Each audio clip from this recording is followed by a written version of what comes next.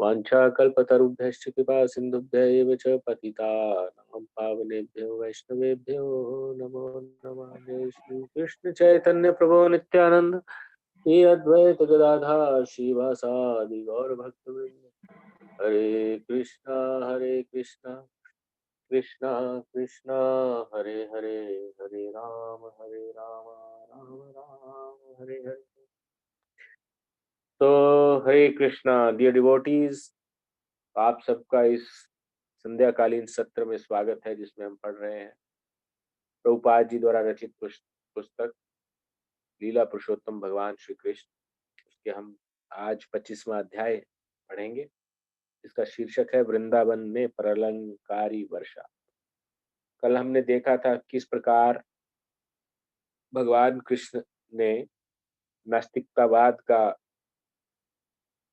उपदेश देते हुए नंद महाराज जी को कहा कि आप इंद्र के लिए यज्ञ संपन्न ना करें और उल्टा गोवर्धन की पूजा करें और गोवर्धन को प्रसाद यज्ञ करें और प्रसाद अर्पित करें।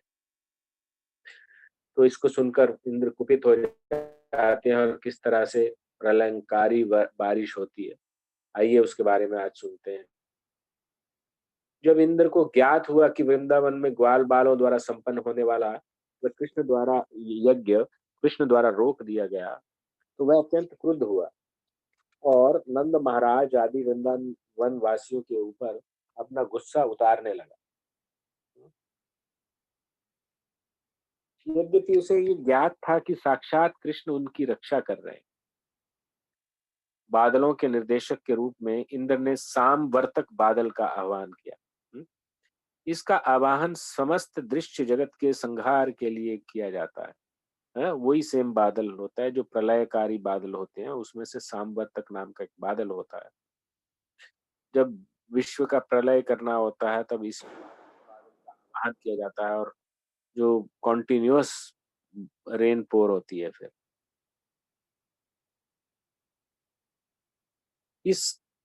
इस इंद्र के सामवर्तक को आदेश दिया इंद्र ने सामवर्तक को आदेश दिया कि वह वृंदावन जाकर सारे क्षेत्र को व्यापक बाढ़ से अप्लावित कर दे। तो इंद्र ने अपने को असुरों की तरह सर्वशक्तिमान परम पुरुष मानता था। जब असुर प्रबल हो उठते हैं तो वे परम नियंता भगवान को श्री भगवान को ललकारते हैं। यद्यपि इंद्र असुर न था, किंतु अपने वैभव से गर्वित था और वह परम नियंता को ललकारना चाह रहा था। वह उस काल अपने आप को कृष्ण के ही समान शक्तिशाली मान बैठा।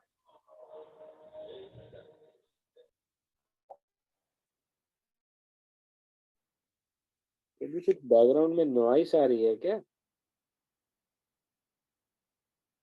वो क्या है? उसने कहा जरा वृंदावन वासियों का अभिमान तो देखो। वे जंगल के रहने वाले हैं, किंतु अपने मित्र कृष्ण के बहकावे में आकर जो एक सामान्य मनुष्य से अधिक कुछ नहीं है, देवताओं को ललकारने का दुस्साहस कर रहे हैं। भगवत गीता में कृष्ण ने घोषित किया है कि देवता अधिक बुद्धिमान नहीं होते। तो उन्होंने ये भी घोषित किया कि मनुष्य को चाहिए कि सब तरह की पूजा छोड़कर केवल कृष्ण भक्ति में मन केंद्रित करे। कृष्ण का पहले इंद्र पर कुपित होना और बाद में उसे दंडित करना भक्तों के लिए स्पष्ट संकेत है कि जो लोग कृष्ण भक्ति में लगे हैं उन्हें किसी देवता की पूजा करने की आवश्यकता नहीं होती।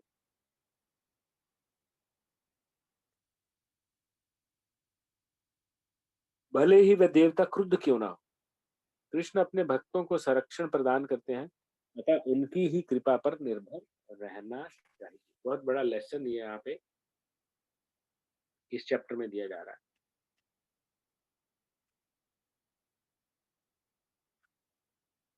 तो इंद्र ने वृंदावन वासियों के इस कृत्य को क्या किया? एक सेकंड।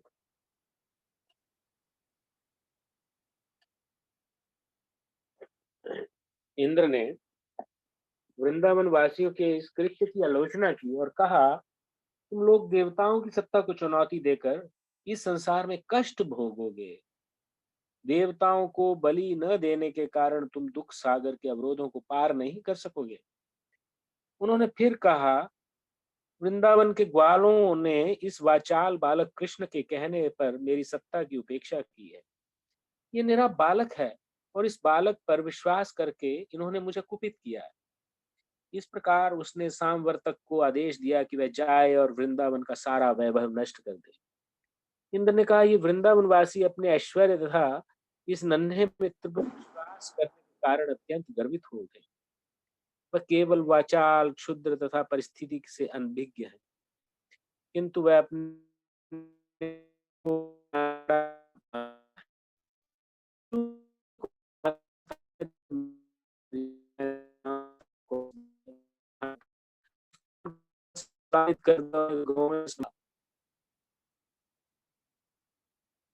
तो बादल इस कार्य को करने से भयभीत थे। किंतु राजा इंद्र ने उन्हें आश्वस्त किया, तुम आगे आगे चलो, मैं भी पीछे पीछे हाथी पर सवार होकर और अंधड़ को साथ लेकर आ रहा हूं। मैं वृंदावन वासियों को दंडित करने में अपनी सारी शक्ति लगा दूंगा। राजा इंद्र का आदेश पाकर समस्त घातक बादल वृंदावन के ऊपर प्रकट हुए और अपनी सारी शक्ति से निरंतर वर्षा करने लगे। वहां निरंतर बिजली तथा गर्जन, प्रबल झंझा तथा अनवरत रक्षा होने लगी वर्षा होने लगी।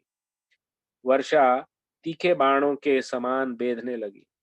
अविराम वर्षा करते हुए बादलों ने वृंदावन की भूमि को जलमग्न कर दिया, जिससे ऊंची तथा नीची भूमि में कोई अंतर ही नहीं रह गया।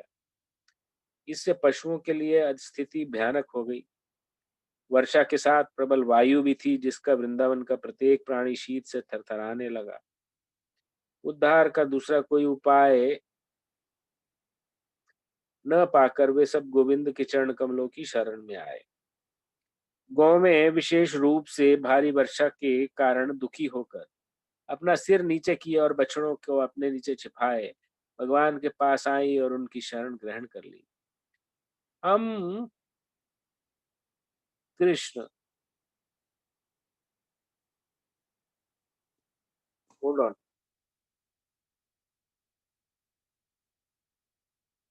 भगवान कृष्ण से प्रार्थना की, हे कृष्ण, आप सर्वशक्तिमान हैं और अपने भक्तों के प्रति अधिक अत्याधिक वत्सल हैं। कुपित इंद्र ने हम सबको सता रखा है,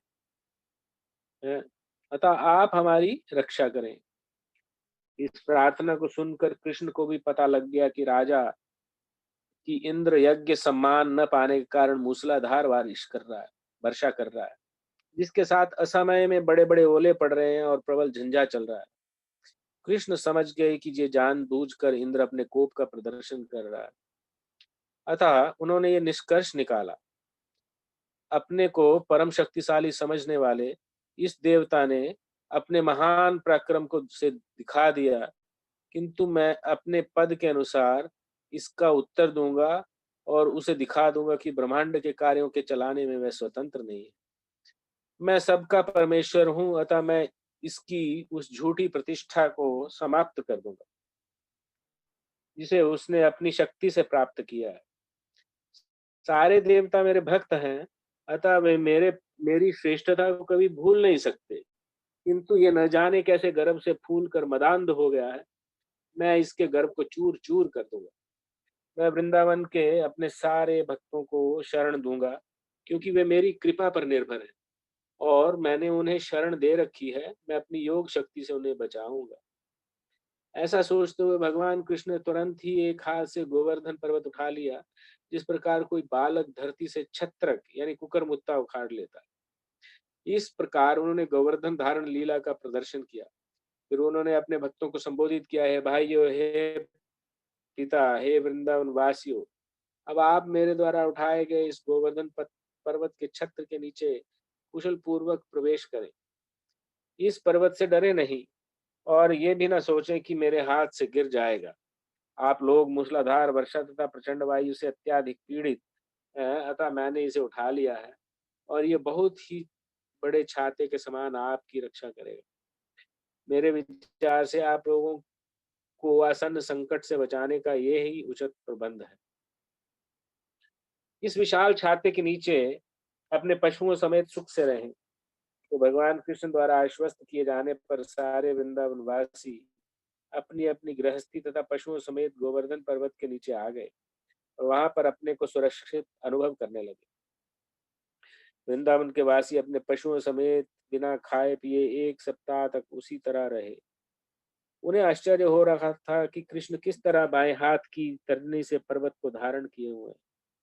कृष्ण की इस असाधारण योग शक्ति को देखकर स्वर्ग के राजा इंद्र पर मानो वज्रपात हो गया और उसका संकल्प डिगने लगा। उसने तुरंत बादलों को बुलाया और वर्षा बंद करने के लिए कहा। जब आकाश निरभ्र हो गया और फिर से सूर्य निकल आया तो प्रचंड वायु का बहना रुक गया। उस समय गर्दनधारी भगवान कृष्ण ने कहा, हे ग्वालो, अब तुम लोग अपनी पत्नियों, गौओं तथा धन सहित यहाँ से जा सकते हो, क्योंकि सारा उत्पात समाप्त हो चुका है। नदी की बाढ़ तथा ये जल प्लावन समाप्त हो गया। तब सारे लोगों ने अपना सामान गाड़ियों में लादा। वे अपनी गौओं तथा अन्य सामग्री सहित वहां से धीरे धीरे रवाना होने लगे। जब सब लोग चले गए तो कृष्ण ने शनय शनय गोवर्धन पर्वत को फिर उसी स्थिति में रख दिया। और जब सब कुछ समाप्त हो गया तो सारे वृंदावन के निवासी कृष्ण के पास आए और आनंद विभोर होकर वे उसका आलिंगन करने लगे। गोपियां गोपियां अब उन्हें अपने अश्रुओं से मिश्रित दही देने लगी और उन्होंने उन्हें अनेक आशीष दिए। माता यशोदा, माता रोहिणी, नंद, बलशाली, बलराम ये स्नेहवश एक एक करके कृष्ण का आलिंगन किया और बारंबार आशीष दिया। सिद्धलोक, गंधर्व लोक तथा चारण लोक के विभिन्न देवों ने भी परम प्रसन्नता प्रदर्शित की। उन्होंने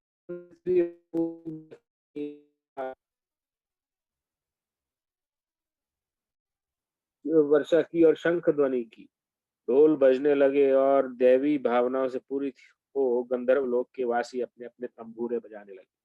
इस घटना के पश्चात भगवान अपने प्रिय मित्रों तथा पशुओं समेत अपने घर वापस सदा की भांति अत्यंत श्रद्धा भाव से भगवान श्री कृष्ण की पुण्य लीलाओं का कीर्तन किया।